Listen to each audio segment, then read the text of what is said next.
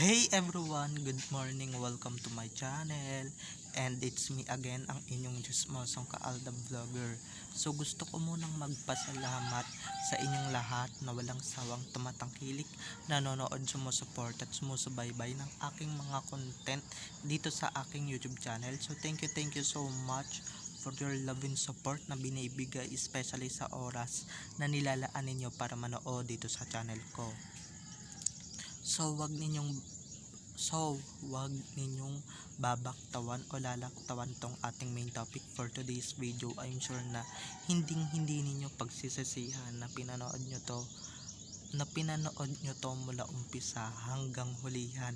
And syempre, i-share nyo to i-share para mas lalong lumaganap at lalong kumalat itong topic natin ngayong araw.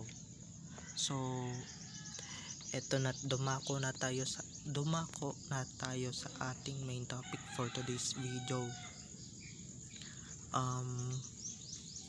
Sana masaya yung Aldab, si Alden at Main, at sana masaya sila sa pribado nilang buhay kahit na sinisira ang kanilang mga imahen sa showbiz. Ganyan talaga guys, pagka wala ka nang napapakinabangan or hindi ka na nakikinabang sa dalawa, sinisira kanila, or pagka hindi ka na nakikinabang sa mga taong dati mong pinakikinabangan. Ganyan yung mga yan diba? Nanggagamit lang naman, tapos pagkatapos gamitin, itatapon na lang bilang basura, diba? So ito na guys, watch this. Mamaya ipapaliwanag ko sa inyo ng buong buo. So ito na guys, watch this.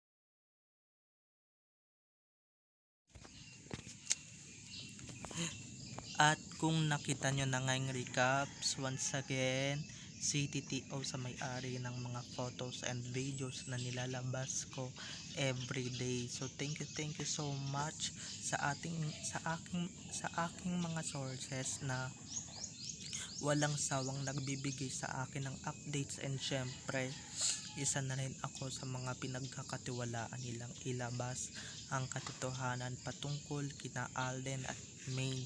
And syempre, hindi ko sisirain ang pagtitiwalang binibigay sa akin araw-araw sa loob ng 3 years ko dito.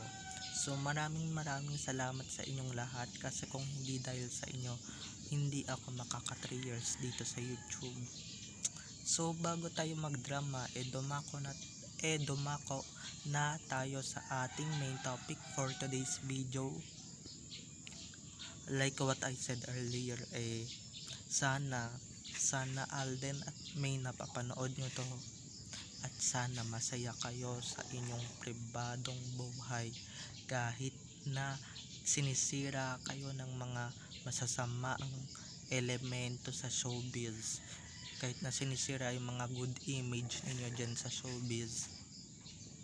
Ganyan yung mga yan pagka hindi ka na napapakinabangan or hindi na sila nakikinabang sa'yo, sisirain ka na nila, hindi ka na nila mapasunod sa mga dirty tactics nila, diba? Ganyan sila, sisirain ka nila hanggat sa lumabog ka, hanggat sa malaos ka. Ganyan sila, pero deep inside, sino ba nasisira, diba? Sino ba ang nasisira? Ang network ni Alden, and syempre kung ni Main, yung management ni Main, yun yung nasisira, hindi yung silang dalawa, dahil hindi nila masisira ang pinagtagpo ng Diyos sa iisang show. Dahil nga si God ang gumawa sa kanila, diba? Dahil at tayo hindi nila tayo basta-basta mawawarak or mawawasak man lang. Hindi sila magtatagumpay, diba? Nakailang demolition na sila sa ADN. Tignan nyo naman, napakatatag at although maraming nasawi, maraming bumaligtad, maraming nagpapaniwala sa mga fake news na lumalaganap dito sa social media. Maski yung mga vloggers umuunti na lang, pero 'di ba, hindi naman sila talaga kawalan. Yung iba nga dito, 'di ba, bumabalik at bumabalik pa rin kung saan sila nagsimula at kung saan sila nabibilong. Sana ganun din naman talaga yung isipin um, ng mga taong bumaligtad na, no. So sana maisipan nilang bumalik. Ako guys, hindi ko magagawa ang mga ganyang bagay kasi nga alam nyo naman, loyal na loyal ako sa Aldab for 3 years kong nagbablog dito and for 9 years ko bilang fanboy, diba? Kaya hindi ko magagawa yan. Kaya yung mga shorts ko thank you talaga, diba? So balik tayo sa pribadong buhay. Kahit pati ata pribadong buhay binabalak na nilang sirain dahil dinedemolish na nga talaga ng bonggang bongga, no, kung saan na itong si Alden sinisira na rin yung private niyang life kasi nga, di ba, panay dawit dun kay Diamond. Alam niyo na kung sino si Diamond, okay?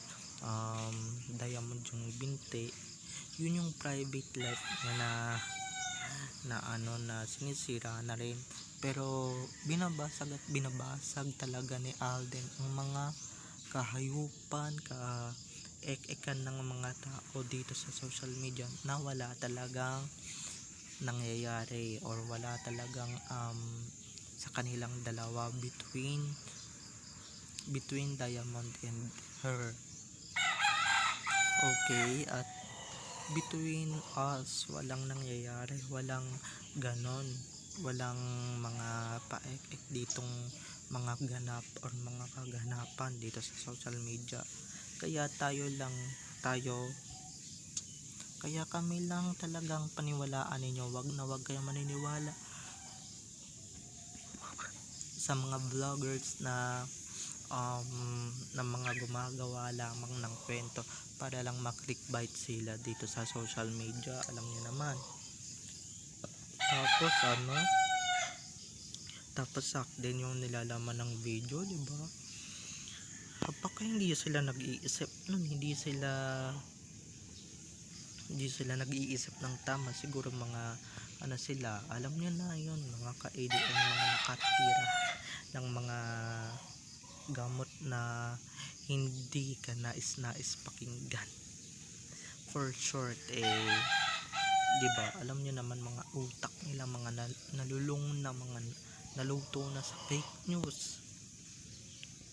So ako never akong masisira at never tayong masisira, never akong papatol sa mga taong downgraded, lalong lalo na sa mga sa mga alam niyo na, basher, diba? Kasi part yan ng career natin diba, kung mga nagpabayad na kayo,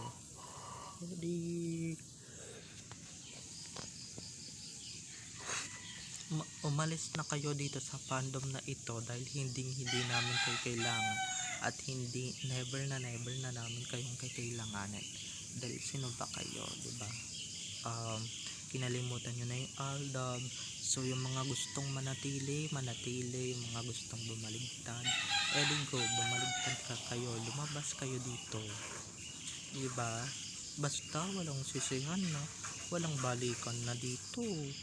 Yung mga gusto lang bumalik, ang mga pinapabalik ng fandom, okay? So bye-bye na mga ka-ADN.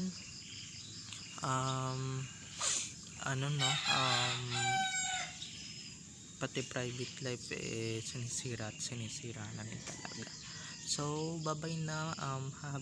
I love you all, have a nice day, keep safe and God bless. Happy Sunday everyone, bye bye.